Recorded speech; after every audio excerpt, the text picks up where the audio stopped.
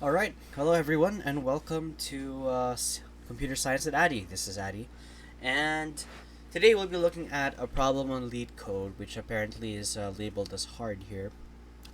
So, I'm a C programmer, for those who don't know, and I'm very new to the object-oriented programming game. I'm a university student. First 2 trimesters deal with C, and now we're finally into the topic of object-oriented programming. So let's take a look at this problem. Now there are two sorted arrays nums1 and nums2 of size m and n respectively. Find the median of the two sorted arrays. The overall runtime complexity should be O log m plus n, and you may assume nums1 and nums2 cannot be both empty. So we have some sample runs here. Alright, so if you look at some representation of the problem here, which we're just going to comment out here, just for us to see. We're given two arrays. Let's just say that, for example, and we're also given, just there. Yeah, that works. Okay, so we need to somehow merge these two arrays together and sort them. So let's first do the merge. Oops. At least this is my thought process while answering this thing. Alright, so we need to make something like this. So how many elements do we have here? 1, 2, 3, 4, 5, 6, 7, 8, 9. Okay, 9 elements. So are we missing one? 1, 2, 3, 4. Okay, looks like we're good. Alright.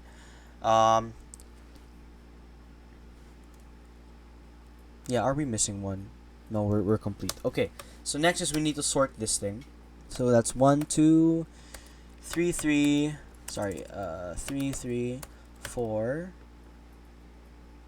6, 6. Okay, I'm missing another 1 and another 2, just like that. Okay, so we need to get that and get its median. So how many numbers do we have here? How many entries?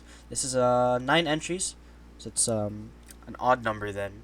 So 3 will be our median. Okay, so we need to do something like that. At least that's how I understand the problem. That's how our algorithm must go. So I've actually sorted this out. I've actually done this in C before, and this will be my solution, which I will be coding in Python 3. Cause why not? I'm learning object-oriented programming, so why not give it a shot using Python, which is of course object-oriented. So let's start. We can use a lot of the API that Python already provides as compared to when we actually code everything manually in C. So if you look at what we have here, we're coding in a function, in a method here, which gives us the parameters of the two arrays or the two lists here. So what we're going to do is we simply need to combine these lists. Now, how do we do that? Firstly, we need to in C. Okay, let me talk about the C solution that I have. What I did there is we need to dynamically allocate some memory to fit the size of the first array and the second array, and dynamically allocate it to fit each other. And what I did there, because it's kind of let's say difficult to sort efficiently in C, because well actually it's efficient but not for readability nor not for algorithms, because it's very tiring to go online and search up some algorithm, search up some pseudocode that you follow for some certain sorting algorithms here. Now, so what I did in C was I sorted the two arrays initially, combined them together, block by block. So we have array 1, and then array 2, 1, 2, 1, 2, and follow their elements as respectively, and sort it using a bubble sort, or I think that was a heap sort. I wasn't too sure. So that's how I was able to beat the O log m plus n time limit for C, because we can't just simply combine them then sort in C. But in Python, I think that's a probable solution that we can do, because Python has a built-in API, or rather a built-in method in the Python API that we can use to sort for us. So let's see how that would work today. Okay, so first we need to combine these arrays. So the way that we're gonna do this is we are going to simply declare a bigger array here, which I will call mega array because it's simply a combination of two arrays. So why not, let's just call it mega. Okay, so it's mega array, and thankfully Python API simply needs us to do this, to combine the two arrays, to just concatenate them together. We're not doing any sort of magic into them. We're not combining them or merging them side by side. No, we're just concatenating them. So as array 1 ends, array 2 starts. So we're just concatenating these two arrays and nothing much. So the next step is we need to sort. Alright, so when we sort the main array, not arrays, just array, we have to think about the worst case scenario when we sort, because we need to sort it from ascending to descending. Ascending. So we need to sort it ascending. So the worst case scenario is for that the array, the two arrays to be reversed. Okay, the reverse order. So that's the worst case scenario that we possibly have to deal with. So if we were programming this in C, we would need to specify, or we would need to select a specific sorting algorithm that's going to work for us.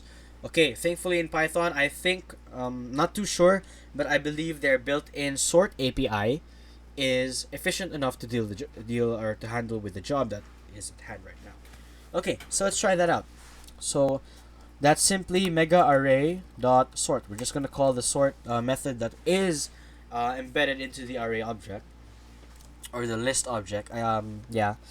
And the next step, as what we've seen earlier, is to get the median. Alright, so they're getting the median here. We need to first define some two things here. That's the array size, and that's simply the length of the array. And we need to also figure out what kind of median are we getting, because it's possible that the array can either have an even number of elements or an odd number of elements within the array. Okay, so when you have an odd number of elements, you simply lay out all of the values in one line or in an array, and then you spot the centermost value. That's your median. Quite simple. So let's try to get that. So if array size modulo 2 is equal to 1. Okay, so why is this? What the heck does that mean? Array size modulo 2 is we're just simply getting if it's divisible by 2 or not. If modulo 2, or like if the output of this expression, array size modulo 2, is 0, it simply means that yes, it is divisible by 2. If it gets you a 1 or something not 0, it's not divisible by 2. Okay, so it's not divisible by 2, meaning it's an odd number. So how do we deal with it? So we simply need to get the centermost element. So we return from the function the centermost element, so that's mega array, and the indexing operator here, we want to get array size integer division 2. Okay, now another difference here, this one, the double forward slash. In C, when you divide two integers together, you get an integer. So for example, if you divide 7 divided by 2, you would get 3.5 if that was normal mathematics. But in C, you would get only 3 because it's an integer division. That's what we need to use. In Python, when you divide, it's not automatically integer division. Okay, so you need to specify these two forward slashes, and that will tell you that yes, this is in fact integer division. And you need integer division because we are dealing with indices in this case here. All right, so else. So how about if we're having an even number of elements? How are we going to deal with that? Now, if you look at the array once again, if you have an even number of elements, there are two elements in the center that will occupy the center. There's no one element. So what we would need to do to get the median, if you study your statistics, is we would need to get the average of these two values. So simply, okay, that's simply going to be, okay, okay, so we need to get the average, so that's why we have divided by 2 here. So that's mega array, the first value of mega array. So that's going to be array size over 2. Okay. Now, recall. Actually, wait. Let me finish this first. We have mega array. Array size over 2, because we want to get the next element. I'm gonna subtract by 1. Okay, so this is the left element, and this is the right element. How so, you may ask? Okay, so same with C. Indexing in Python starts at 0. So whenever you have an array of elements, okay, I missed a bunch there. Whenever you have an array of elements, the indexing for this one is actually 0, 1, 2, 3, 4, 5, 6, 7. Okay, that's how the indexing works. So if you have this array size of 8, so it's not even. I mean, it's not odd. So you would need to add index 3 and index 4. Okay, so let's try to trace this a bit. So array size is the length of the mega array. In this example, the length of the mega array is 8. Now, if you divide the array size by 2, that's just like what we did here, we're gonna get 4. So we get the left variable. We're looking at indexes, so we get this index here. So we need to subtract 1 to get the other one here. We need to subtract 1 to get 3, and then that's what we're gonna average to get our median.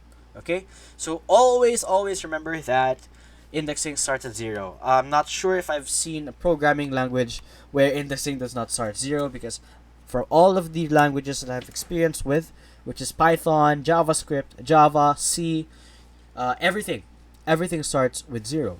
All of the indexing starts with 0. Yes. Okay. So let's test out our solution if this works as intended.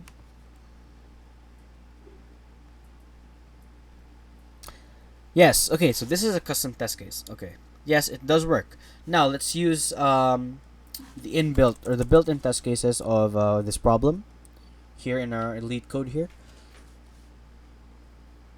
Oh, okay. I didn't put any input. All right. Let's try example 1. Let's manually type down in sample 1 here. 1, 3, and a single element array 2. So let's run this code. Alright, so we got the correct answer for this one. Let's try the second example. 1, 2, 3, 4. Okay. Run code. Alright, so we got that right. So let's actually submit our code and see how our code does in terms of time complexity and space complexity when we use Python. Okay, let's submit this. As you can see, I've kind of done it a lot of times quite some time ago. Alright, so let's look at this. So our latest run here is 156 milliseconds, which is faster than 13% of Python 3 submissions, and 14.2 MB, which is less than 22.14% of all of the submissions. That's kind of odd because my time was usually in Python 3 was usually like way better. I don't know why this kind of took some time. Okay, so anyway, let's go check out the other solutions and what made them faster here. Okay, so I did an old solution here. Let's look at this one. It's actually the same thing. It is, yes, it is the same thing. Alright, so now I'm going to show you the C code for this one. And look at the main difference. It's top percentile, of course, because, you know, I love C. Alright, so it's quite long. It's quite long, as you can see, because we had to implement all of the sorting algorithms by ourselves. Now this is, ladies and gentlemen, the advantage of object-oriented programming. You don't have to literally do this all of the time, or every time you need to sort anything, anytime you need to make algorithm for you wouldn't need to do something like this because everything's built in for you. Unless, of course, that you want to go for maximum efficiency for your specific workload, then yes, we can do something like this. Okay, as you can see, I had to declare my insertion sort algorithm here, so it's kind of complicated. You have to deal with a lot of iteration and loop handling, etc. So yes, that's how simple Python can be here, and that's, I guess, it shows the beauty of object-oriented programming and what we can do with it as compared to low-level languages. But of course, still, kudos to low-level languages because they can also do a lot of stuff, especially in the low-level spectrum like dynamic memory allocation and some things of the sort, referencing pointers, which correct me if I'm wrong, we do not necessarily have the notion of pointers in C# ASP.NET Core and Framework, which I have experience with, but we do, of course, still have our reference types back there. Yes, okay, so I guess that's it for this LeetCode session here. And yes, this had been Computer Science with Addy, and I'll see you soon.